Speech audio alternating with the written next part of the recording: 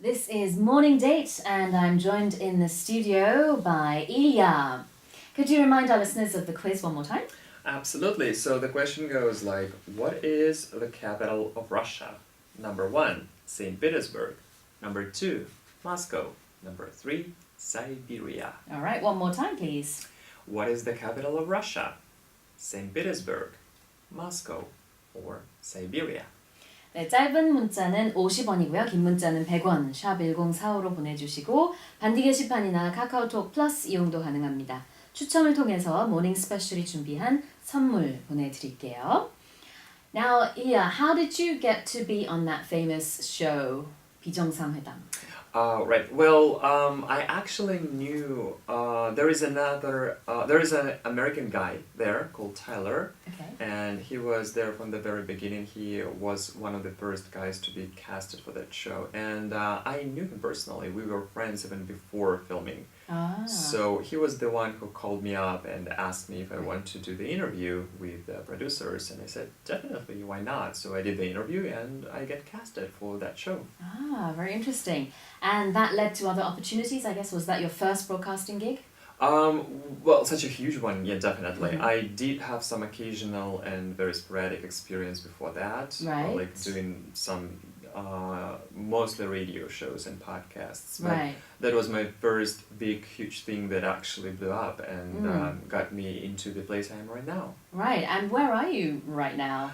Well, that's a tricky question. Well, I do a lot of things right now. I do a lot of stuff. I'm a mostly freelance translator and interpreter right now. Okay. I am in the process of translating Korean book into Russian, which is Wonderful. going to be published later this year. Is it a novel? Fiction, It's non-fiction? it's a fiction. It's a fiction. It's a Korean author called Hyun Jin-gon. Yeah. And probably all Korean know his very famous novel, Yes.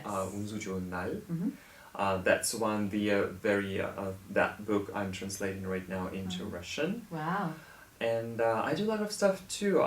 As a matter of fact, I do have my YouTube channel, which I'm trying to develop right now. I do a lot of videos, so I'm trying to communicate with my fans more and more to create some very interesting content. Yeah, And I'm on- trying to look it up, you know? Yeah.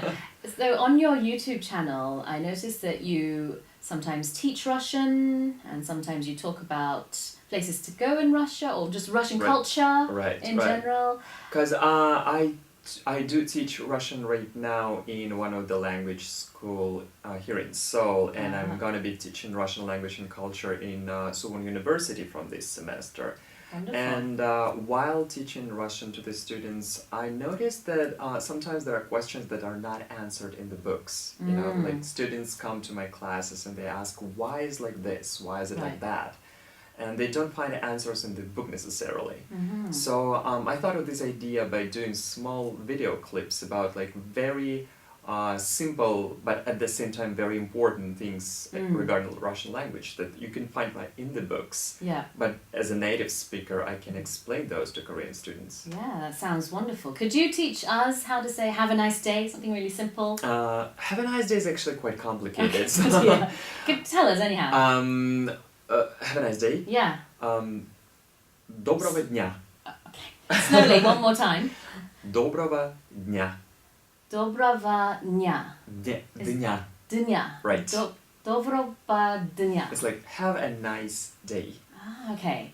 It's very hard to repeat, but thank you. For those of our listeners who already speak Russian, maybe you could post something in Russian on our Bandi board. If you're learning for the first time, like I am, it would be nice to try and use that to other people, see how many people understand it. And also you introduced Russian culture, but for someone who wants to travel to Russia for the first time, Right. for example, if I wanted to go to Russia this weekend Right. for 2 days, where would you recommend I go? Well,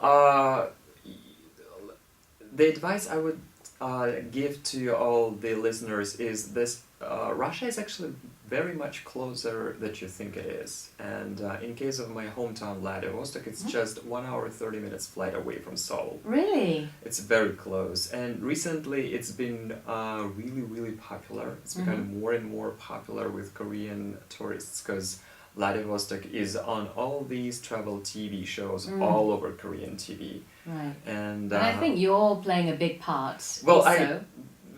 I hope so. Yeah, At least sure. I did almost all of those shows regarding the going to Vladivostok.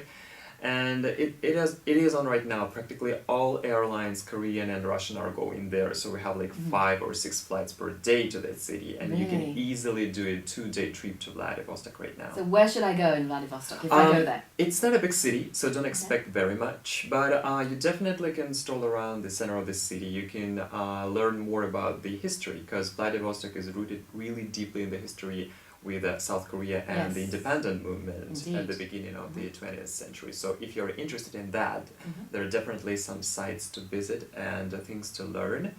But apart from that, if you are into eating stuff, you just go around restaurants and cafes, which are plenty in Vladivostok, and just try different foods, which is just absolutely stunning in Vladivostok. So tell me one food that I should absolutely try in Russia.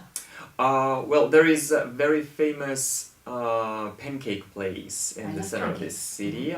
It's a Russian-style pancake. Yeah. It's not exactly reminding the American one, but it's really good. It has all these different stuffings. It can go with jam. It can go with sour cream, with yogurt. Like maple syrup, whatever it is. Is it like a dessert? It is a dessert, but you can be really full with it. Oh, that sounds lovely. I'd love to try it. But of course, like when Korean people say there's a Korean pancake, that's completely different to the American one too, isn't it? Like absolutely, yeah. That's because that can be with onions or seafood. It just looks flat. That's the only thing they have in common. Exactly. What about the Russian pancake? Russian pancake is well, it's considered to be a dessert. You don't eat it as a meal. Okay. You have it after the meal with a coffee or tea, for example. Usually Russians, we do have it with a tea. So it usually goes, the very traditional way is to have it with a sour cream, which is a Russian thing, absolutely, and it's different from American one as well. The sour cream's different too, isn't it? Yeah, it is different, and we have different types of sour cream too. Wow. We have like less greasy, more, like it has different flavors, and you have to try it. I'm salivating right now. Yeah, I want you to have try to this. try it. I will. All right. We're going to be back after a short song break, and when we come back, we'll talk more with Ilya about Russia, and I'm going to ask him to teach me something a little bit simpler in Russian, because I've already forgotten how to say "have a nice day." You know, that shows how bad I am with languages, I guess. Here's our next song. No, I don't know. It's not on the board. It's not you. It's just okay. Here's our next song. Languages, I guess.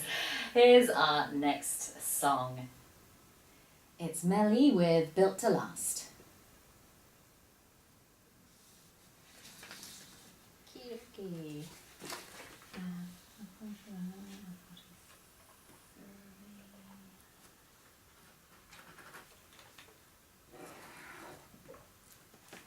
Oh, I like the sound of that. What? Pancake. Pancake. Yeah, because I like pancakes and I like sour cream. Perfect. Yeah. I didn't know it was so close as well. It's very close. 시간이 너무 짧은데 너무 재밌어가지고. 블라디보스토크 가고 싶어요. 그러게요. 아, 그럼요. 네. 저도 가고 싶어요. We're in the studio with Ilya, and today we're talking about all things Russia and all things about you, basically, and your life in Korea. 비정상회담으로 유명해지기도 했지만 유튜브 채널로도 또 요즘에 활동을 왕성하게 하고 계시고, 그 다음에 대구에서는 Medical Tourism Office 의료관광청에서 지금 홍보대사로도 활동을 하고 계세요. 근데 이제 제가 그냥 물어봤던 그 뭐 의료 관련 지식이 뭐 설마 있으실까 하고 물어봤던 거예요. 지식이 좀 있으시고, 그 다음에는 뭐 음식 소개, 뭐 러시아 관광 소개, 말을 굉장히 막힘없이 너무너무 잘하시거든요. Do you have any other plans to maybe launch your own show on TV, radio, or through, you know, the popular video content platform? Well, absolutely. I'm doing a couple of radio shows right now on a permanent basis. Okay. I'm planning to do more TV in the future as well. Yeah. I don't do specifically right now, but I'm planning to. I'm planning to continue with my YouTube channel. Yeah. I'm definitely gonna provide different content because that's what I like to do. I like to create my own content. You know, it's always fun to be featured in the TV programs or in the movie, but it's another thing to actually create your own content and to deliver the message that you want to deliver to the listeners. So since when did you have the liberty of being able to create your own content? Because I'm sure at first you just had to read things and just do what people told you to do. Absolutely, yeah. That's how it works. That's how it works actually. So, I'm started this YouTube channel which is called Tehan Russian. Tehan Russian. It's like Korean Russian. Yeah. I don't know how to exactly translate it into English. But I like to do it, and as we mentioned before, I do some classes on Russian language. I do some just interesting contact. I meet with people who are living here in Korea and listen to them and what they have to say about Korea, both foreigners and Koreans. You know, in today's quiz we had 3 different city names. Right. Can you read them in the Russian native accent? Because I don't think you say St. Petersburg in Russian, right? No, you don't. How do you say that? St. Petersburg. Oh wow, that's actually very similar to how Koreans say it, right? Close, it is close, yeah. Oh, and how about Moscow? Moskva. Oh, okay, Moscow. So that, again, is quite close to how Koreans say it, but nothing like the English. No, Moscow. it's Americans different. say Moscow. Moscow. Again, nothing like the original language. How about Siberia? Sibir. Sibir. That's it. Okay. That's it, Sibir. It's very different. But again, I like the sound of it. It's very sort of musical. Thank the you. language. I don't know if it's because... You hear that in the ears of foreigners, Russian sounds more like German? Oh, I don't know. No, I thought it was actually very soft and really? rhythmical. But with German, it's slightly more rigid in a way. It's, Exactly, yeah. But I'm not really getting that kind of vibe with your Russian. I don't know, maybe it depends on who's listening. Maybe, yeah. Yeah, it sounds really, really nice. And I'm sure you don't really hear that because it's your native tongue, right? No, I don't hear that. For me, Russian is just a tongue that Yeah. you speak. 이게 참 재밌어요. 왜냐면 모국어로 어떤 얘기를 할 때는 이게 외국인한테 어떻게 들릴까라는 게 전혀 느낄 수 없잖아요. 왜냐면은 다 이해를 하니까. 그런데 못 알아듣는 언어를 들었을 때 이게 음악처럼 들리는 경험이 사실 굉장히 좋거든요. 그래서 어떤 때는 저는 그냥 모르는 채로 그 다른 언어를 즐기기도 해요. 그래서 불어 같은 경우는 제가 이제 불어를 배웠거든요. 그래도 잘하진 못하지만 근데 불어를 하나도 모를 때는 그냥 음악 같았고 그랬는데 이제는 조금 아니까 너무 어렵고 좀 그런 게 조금 있어요 가끔씩. It's always like that, yeah. And as for Korean, since I speak Korean, I like a lot of foreigners who don't speak Korean and who hear it for the first time. They say that it sounds a little bit tough and a little bit rough with all this pachim, you know. But for me, I don't know. Like I'm so used to Korean that it sounds just so familiar and. Yeah. It's my language right now. Right. You've been speaking Korean for like almost 20 years, I guess, right? Right. Since university? Since university, which I entered university in 2000, so it's almost 18 years now. Right. Wow. Yeah. But what made you decide to major in Korean as a Russian person? Well, it was really by occasion, really. Because Hallyu wasn't a thing back then. Never. I never intended to learn Korean specifically. I wanted to learn more foreign languages because I was really into that into school. So did you go into like a foreign language department first? No, actually, you chose Korean from the start when you didn't from the very beginning. Yeah, like the first day I came into the Korean class in university, I didn't know anything. Like. Literally, I knew nothing about Korea. I didn't even know that there are 2 states on Korean peninsula. And I thought that Korean language is just a dialect of Chinese. 와, 너무너무 흥미로운 게 한국에 대해서 정말 아무런 지식이 없고 You didn't even know there was a South Korea and a North Korea? No, I didn't know that. 남과 북으로 나눠진 것도 모르는 상태에서 지금 이제 한 20년이 지나가지고는 이렇게 거의 아나운서 급으로 이제 외국인 것을 감안하면은 제가 봤을 때는 지금 한국에 계시는 국적이 한국이 아닌 사람 중에서는 한국어 거의 제일 잘하시는 것 같거든요. 국적이 한국인데요. 국적 한국이에요? Right. When did you become a naturalized Korean? A couple of years ago, 2016, I became a Korean really? citizen. Yeah. Oh, I did not know that. Oh, Again, now you know. excuse my ignorance. I'm proud South Korean. Yes, I see. Well, still though, let's go back to the language thing. Yes, absolutely. 뭐 한국인이시군요. 네, 그러니까 한국어를 뭐 잘하실 수도 있지만 그래도 어쨌든 뭐 태어나서부터 쓰신 건 아니잖아요. Right, 거의 yes. 뭐 20살 돼서 처음 Absolutely, 접하셨는데 이제 우리가 아무래도 영어를 가르치는 채널이다 보니 그 어떻게 한국어를 이렇게 잘하게 되셨는지 외국어 공부를 어떻게 하시는지도 궁금하고 그 다음엔 영어도 너무 잘하시는데 모든 러시아 사람들이 영어 이렇게 하지는 않잖아요. No. 네, 그것도 궁금해요. 영어와 한국어 다 어떻게 통달하셨나요? Well, I don't know how, but I started to learn English way earlier when I was in school, and we did have English classes back in my school, but those were like really lame classes. If I learned English from them, I would really literally just knew like, hello, my name is Ilya, I'm from Russia. That's it. Literally, Yeah. that's the level of our English in regular Russian school. But I don't know, I watched movies, I read books, and I was lucky enough to have an American friend who was staying in Vladivostok by that time, so I spoke a lot with him. And that kind of helped a lot to understand the logic behind the language and how to actually speak it, and do the accents and stuff. But Korean, I don't know, I just found it fascinating when I first opened the book and I saw those like kyo, nyun, and like all those letters. Yeah. It just fascinates me how you can see the not the alphabet, but just the strokes and the sounds behind them. Right. And I started to learn that, and it was difficult because grammatically and internationally and phonologically speaking, Russian is very different from Korean.